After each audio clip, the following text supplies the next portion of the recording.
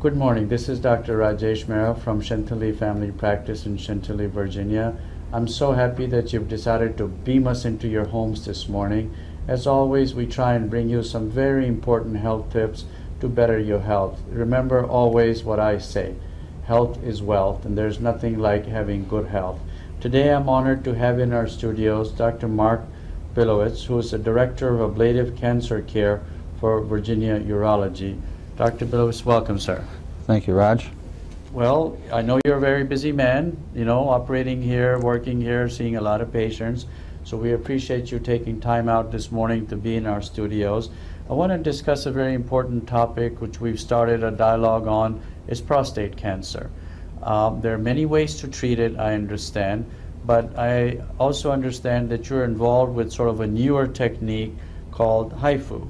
First of all, what does it stand for and what is it about? HIFU stands for High Intensity Focused Ultrasound, and it's a minimally invasive treatment for prostate cancer cure.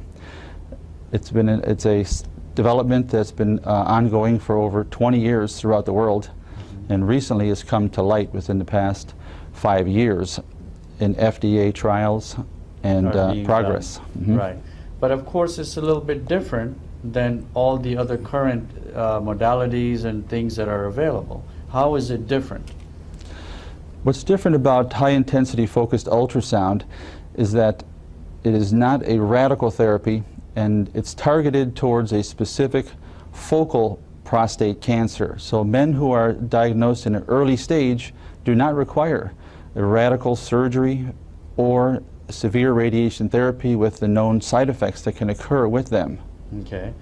And are there certain kind of patients that are candidates more for this than the other type of modalities? There certainly is. And patients who are very active, have an active lifestyle, like exercise, and where their bladder control is particularly important. Patients who are also sexually active and want to preserve their sexual function. Right. This particularly is targeted to those patients. So it's a targeted therapy for a targeted diagnosis in the early stages. It is not necessarily for everybody. If it's advanced or something and there's other complications, this is not the way to go. So absolutely, it's correct. Right. Now, what are the other medical advantages? In other words, is there like less bleeding, less time involved, or? What's important for the patient is that it's a single treatment. It's outpatient. The patient does have a full anesthetic, feels no pain during the procedure. Okay. And it's done by anesthesia by a certified anesthesiologist. The bleeding risk is not there. Do not see bleeding with the procedure as you may see with radical surgery. You don't have a radiation burn effects. That's non-ionizing energy.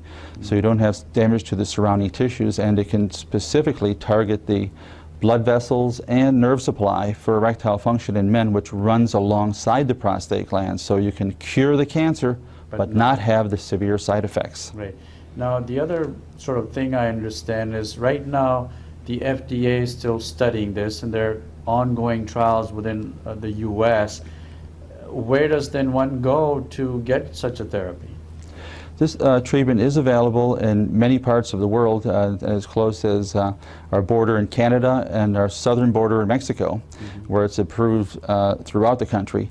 But for most Americans who are on the East Coast and patients of mine who I've been treating since 2007, they prefer to go to either Bermuda or, more recently, Bahamas as well. Okay, excellent. And the patient will sometimes be accompanied by their family for a vacation before the treatment. And I do encourage all patients to bring a family member with them for support. Right. Although they can, and 2 of my patients have actually gone and had the therapy on their own without family members. And then just flown home. Exactly. So if I understand this, we take people to one of these places and perform the exact procedure, and then you fly back. You yourself go, or the doctor performing goes?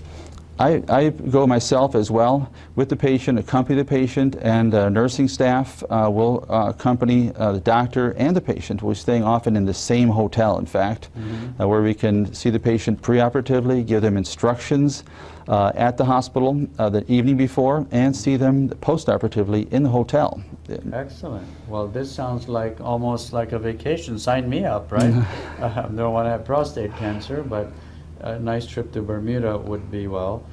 So in your experience, you've obviously performed some of these, I'm sure. Have you found a reasonably good success rate? I found a very good success rate, actually, and all patients have been able to maintain their erectile function. No patient has had incontinence requiring a pad or diaper, for example.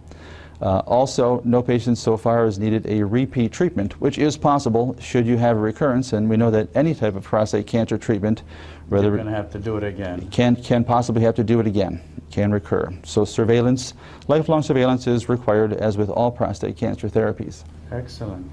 Well, this has been quite interesting for people that I'm sure have this problem, which I hope nobody does. There's a lot of answers for you.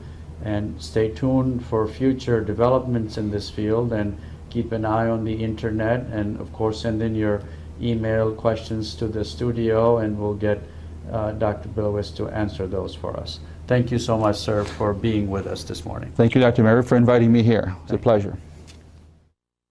Good morning. This is Dr. Rajesh Mehra from Chantilly Family Practice in Chantilly. And I'm honored to have with me in our studios 3 very prominent urologists from the metro area. Being that this is Prostate Cancer Month, they're going to enlighten us on different topics regarding prostate cancer. My first guest happens to be Dr. Mark Bilowus, who you have seen before. Dr. Bilowus, tell us a little bit about HIFU, which we've discussed before with you, but in general, how do you decide what of the many treatment options is going to suit which patient? That's a very important question, Dr. Mehra, because there is no one treatment for every patient. More aggressive tumors behave more aggressively and require a more radical treatment. Tumor may behave as a tiger, and for that patient has an aggressive tumor based on his pathology report after the biopsy, they may require extensive radiation therapy as the best choice as possible, or cryotherapy, whereas a tumor that behaves as a pussycat, which is a low-stage, slow-growing tumor in a small area of the prostate, may be more amenable to a focal treatment, such as focal cryotherapy, focal high-intensity ultrasound of the prostate gland. All those can be done. So a patient who was identified as a low-grade, low-stage tumor means a slow-growing tumor in a small area of the prostate gland that it has not spread is most amenable to high-intensity focused ultrasound, for example. That will preserve the patient's erectile function so they can lead a normal, healthy, active life, and also will protect their incontinence so less side effects. Less side effects, certainly. A lot of other things. Excellent.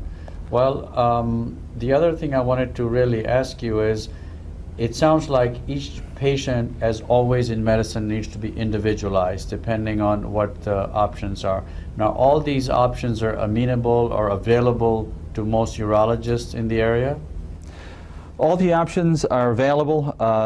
Those who have taken the initiative to do advanced training in the most modern techniques, such as HIFU, and several of my colleagues here today have, it's something that you have to pursue, and if you want to stay on top of the latest treatments in the field and be able to treat all types of prostate cancer, you have to be the complete urologist and surgeon and be open to all types of treatment for the benefit of each patient. Exactly. You got to keep up with what's going on. Well, again, you've been very helpful. I'm going to look forward to speaking to our other specialist in this area who will be coming soon to talk to us about prostate cancer. Thank you. Thank you, Dr. Mehra. Thank you very much. It's a pleasure.